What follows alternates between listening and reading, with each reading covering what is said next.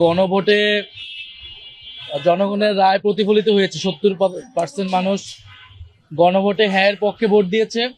BNP নিজেও এই নির্বাচনে গণভোটে অংশগ্রহণ করেছে। বিএনপির দলীয় প্রধান গণভোটের পক্ষে প্রচারণার জন্য গণভোটের পক্ষে অবস্থান নিয়েছেন। এখন তারা সংবিধানের দোহাই দিচ্ছে, সংবিধানের দোহাই দিয়ে তারা গণভোটের আদেশকে অস্বীকার করছে। কিন্তু আমরা সাম্প্রতিক সময় কিন্তু দেখেছি এই যে স্বাধীনতার ঘোষক, এই ঘোষক নিয়ে কিন্তু একজন ইউএনওর বিতর্কের মুখে পড়লেন, যেখানে আমাদের সংবিধান অনুযায়ী স্বাধীনতার ঘোষক শেখ মুজিবুর রহমানকে বলা আছেন, জিয়াউর রহমানকে সংবিধান অনুযায়ী কেউ স্বাধীনতার ঘোষক বলতে পারে না। ফলে সংবিধান তাদের ইচ্ছা মতো তারা কোথাও মানতেছেন, কোথাও মানতেছেন না। এই দ্বিচারিতা জনগণের সামনে অলরেডি উন্মোচিত হয়েছে। ফলে আমরা আমাদের আহ্বান থাকবে যে অতি দ্রুত তার সাথে গণভোটের গণরায়কে মেনে নিয়ে সংবিধান সংস্কার পরিষদ তৈরি করা, সেখানে সকল সংস্কারগুলো বাস্তবায়ন করা।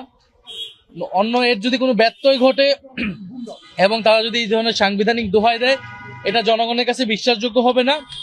এইটা রাজনৈতিক যে আস্থার সংকট তৈরি করবে এবং তখন এই জিনিস আসলে রাজপথে গড়াবে।